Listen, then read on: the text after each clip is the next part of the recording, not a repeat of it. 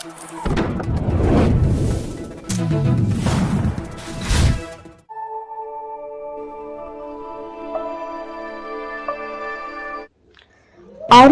மாவட்டம் செந்தரை அருகே மருதூர் கிராமத்தில் திரௌபதி அம்மன் கோவில் தேர் மற்றும் தீமிதி திருவிழா வெகு விமர்சையாக நடைபெற்றது.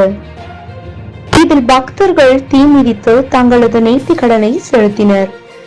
அரியலூர் மாவட்டம் செந்துறை அருகிலுள்ள மருதூர் கிராமத்தில் உள்ள திரௌபதி அம்மன் கோயில் ஆண்டு விழா கடந்த மாதம் 15ஆம் தேதி கொடியேற்றத்துடன் தொடங்கியது.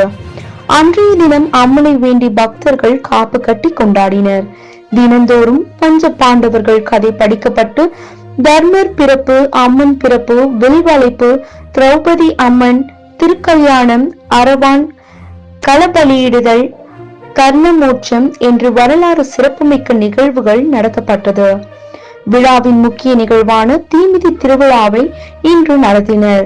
அம்மனுக்கு பல்வேறு திரவியங்களால் அபிஷேகம் செய்யப்பட்டு வண்ண மலர் மாலைகளால் அலங்கரிக்கப்பட்ட திரௌபதி அம்மன் பரிவாரங்களுடன் தேரில் எழுந்தருளி பக்தர்களுக்கு அருள் பாலித்தார்.